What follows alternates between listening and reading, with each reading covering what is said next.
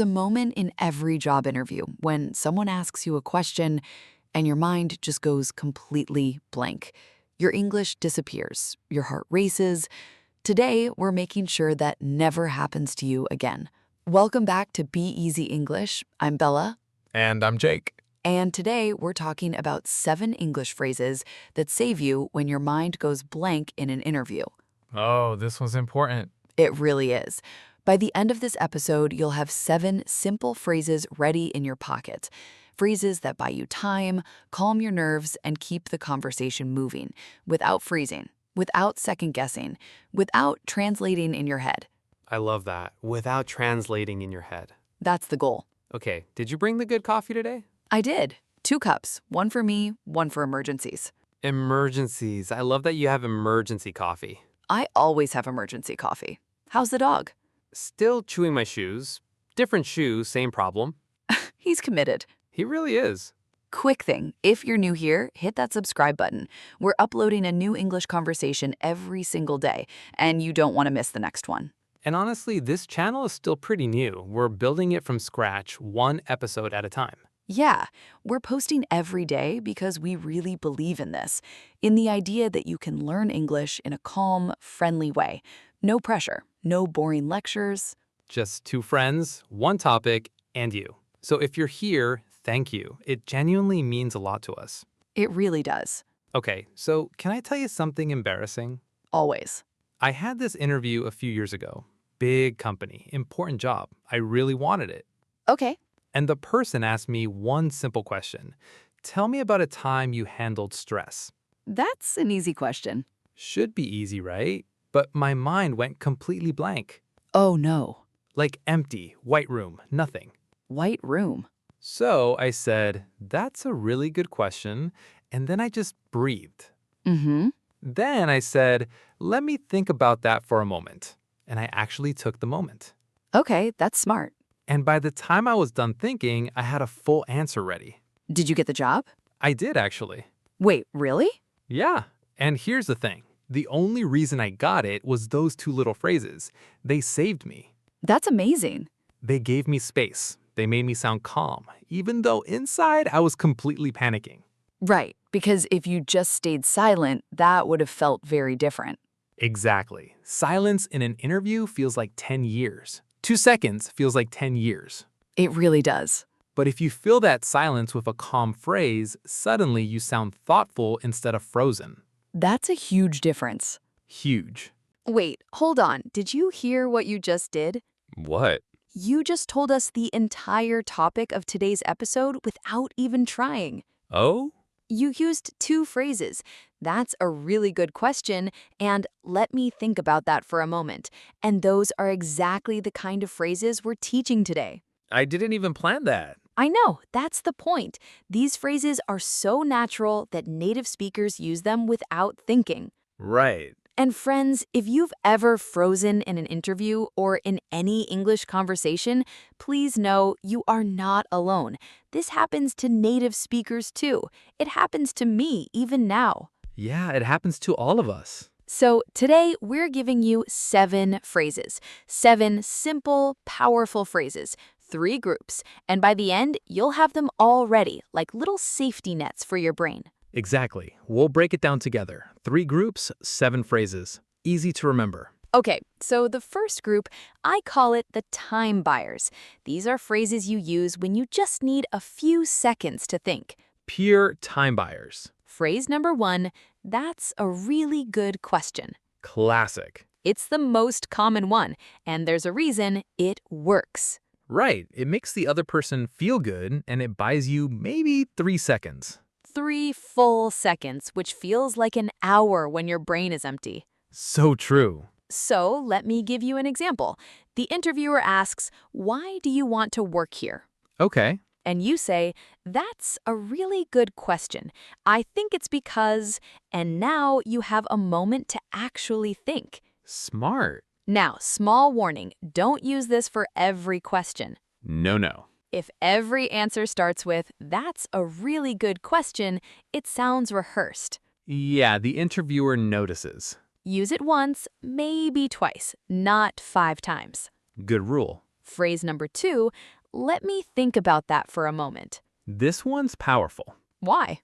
because it sounds confident. It's not asking for help, it's claiming space. Yes, exactly. Claiming space. Quick check. When you say claiming space, what does that mean? Good question. Claiming space means taking your time without apologizing. You're not rushing, you're not nervous, you're just calmly using a few seconds because you're allowed to.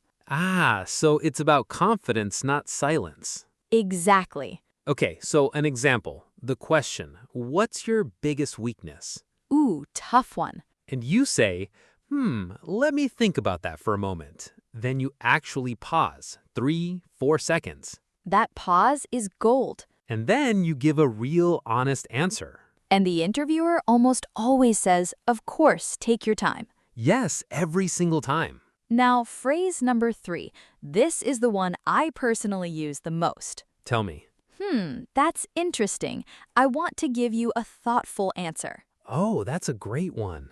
Right? It does two things. It complements the question and it tells the interviewer, I'm not going to rush this. It signals quality. Yes, you're saying what I'm about to say is going to be worth waiting for. I love that. And it buys you, 5-6 seconds easily. Easily. Example, question, where do you see yourself in 5 years? Classic interview question. And you say, that's interesting. I want to give you a thoughtful answer. Pause, then go. Okay, quick mini recap of group 1. Time buyers. 3 phrases. 1, that's a really good question. 2, let me think about that for a moment. 3, that's interesting. I want to give you a thoughtful answer. 3 little tools. Use them when you need time. Okay, group 1 was time buyers. Group 2, I'm calling these the clarifiers. What's the difference? Time buyers give you space. Clarifiers give you information. Oh, okay. Sometimes you go blank not because you don't know the answer, but because you didn't fully understand the question. Yes, this happens to me even in English sometimes. The interviewer uses big words or asks a weird question, and I'm like, wait, what?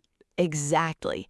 And when that happens, we ask for clarification. Smart move. Phrase number 4. Could you say that another way? Huge for English learners. It really is, because, and I'm speaking from experience, when I first started using English at work, interviewers would ask questions with idioms or fast slang, and I had no idea what they meant. Yeah. But I was too scared to ask, so I would just guess, and usually I guessed wrong. Oof. So, could you say that another way is a calm, polite request for the question in simpler words. And the interviewer doesn't mind? Not at all. In fact, they respect it. It shows you care about giving the right answer. That's actually a really mature thing to do in an interview. It is. Example, the interviewer says, tell me about a time you went above and beyond. Ooh, an idiom. Right. Above and beyond might be unfamiliar. So you say, could you say that another way? Perfect. And the interviewer rephrases, maybe like, tell me about a time you did more than expected. Now you can answer. Quick check. Above and beyond. What does that actually mean? It means doing more than your job requires, going extra, doing the bigger thing even when nobody asked. Got it. Phrase number 5. This one is my favorite of all 7. Really? Phrase 5 is, just to make sure I understand, you're asking about, and then you repeat the question in your own words. Oh, that's a good one. It's perfect because it does 3 things at once. 1, it buys you time because you're repeating the question. Right. 2, it confirms you heard correctly. Yes. And 3, it gives you the chance to organize your answer in your head while you're saying it. That's brilliant. So, example, the interviewer asks, how do you handle conflict with coworkers? Okay. You say, just to make sure I understand, you're asking how I deal with disagreements at work? Mm-hmm. And in the few seconds it takes you to say that, your brain is already pulling up an example. That's true. The words give your brain time to catch up. Exactly. Okay, let me test you. If I asked, how do you stay motivated under pressure, what would phrase 5 sound like? Just to make sure I understand, you're asking how I keep myself going when things get hard. Yes, that's it. It just works. It really does. Quick recap of Group 2, clarifiers. 4, could you say that another way? 5, just to make sure I understand you're asking about. Okay, and coming up, I want to share the one mistake I see almost every learner make with these phrases. It's small, but it changes everything. Stick with us. After this, we've got 2 more phrases and a quick quiz to see if it's stuck. Okay, Group 3, the reset phrases. Reset phrases? Yes, these are for when you've already started answering and you realize, wait, this is going nowhere, I'm losing the answer. Oh, I know that feeling. Phrase 6, can I come back to that in just a moment? Powerful. Right? It buys you the biggest amount of time. You're literally saying, let me skip this for now, I'll return to it. And interviewers actually allow this? Almost always, especially in longer interviews with multiple questions. But important, you have to actually come back to it. Yes. Don't just skip and hope they forget. Yeah, they don't forget. So, example, the interviewer asks something hard. You say, can I come back to that in just a moment? Then you answer something else first. Then, when you have your thought together, you say, okay, going back to your earlier question. That's smooth. Phrase 7, last one. Let me take a step back for a second. Ooh, good closer. Yeah, this one is for when you've started talking and you've lost yourself in your own words. We've all been there. Right? You're 3 sentences in and you forgot what the question even was. Painful. So you say, let me take a step back for a second. Pause. Restart. Give a cleaner answer. It saves the whole answer. It does. Okay, quick error lab. 3 common mistakes with these phrases.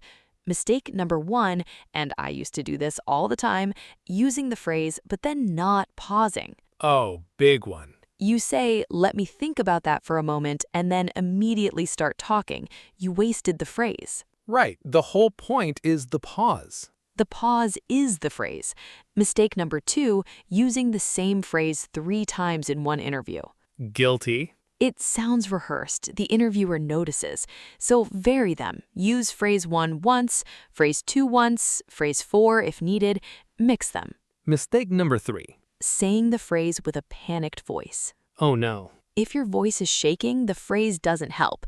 You have to deliver it calmly, almost slowly. Like this. Yes, exactly like that. Okay, so we've covered 7 phrases and 3 common mistakes. Big lesson today. Big one. Before we wrap up, I want to see if it actually stuck. Let's do a quick test together. Nothing scary, just a few quick questions to make sure these phrases are in your brain and ready to use. Let's do it. Quiz lab. Friends, pause if you need to think. Question 1. The interviewer asks a tricky question. You need a few seconds. Sentence 1. Let me think about that for a moment. Sentence 2. I don't know. Give me time. Which one is right? Long pause. Sentence 1. Let me think about that for a moment. It sounds calm and professional. I don't know, give me time, sounds defensive, like you're not ready. Right. And if you picked sentence 2, totally normal mistake. We've all been there. It just sounds a bit rushed. Question 2. The interviewer uses an idiom you don't understand. Sentence 1, what? Sentence 2, could you say that another way? Short pause. Sentence 2. Could you say that another way is polite and clear. Just saying what sounds confused and a bit too short. Yeah. What makes you sound lost? The full phrase makes you sound thoughtful. Question 3. You started answering and you've completely lost the thread. Sentence 1, sorry. Sentence 2, let me take a step back for a second. Short pause. Sentence 2. No need to apologize 3 times. Just reset, calmly. Beautiful. You did it! The moment we talked about at the very start of this episode, your brain going blank in an interview, you just handled 3 of them in a row. The thing you couldn't do before, you just did it. That's real progress. Okay, quick recap. 3 groups, 7 phrases. Group 1, time buyers. That's a really good question. Let me think about that for a moment. And, that's interesting. I want to give you a thoughtful answer. Group 2, clarifiers. Could you say that another way? And just to make sure I understand, you're asking about Group 3, reset phrases. Can I come back to that in just a moment? And let me take a step back for a second. 7 phrases, 3 groups, 1 calm interview. Remember at the very start we talked about that moment? The one where someone asks you a question and your mind just goes blank? Mm-hmm. Now you have 7 tools for that exact moment. That's the win. That's a real win. And if today helped, don't stop here. We've got a new English conversation every single day on this channel. Pick one more episode. Keep the momentum going. You showed up today. Show up for one more. There's a great one on building confidence in English that pairs perfectly with this one. Go check it out next. Keep practicing what you learned today. We'll see you in the next conversation.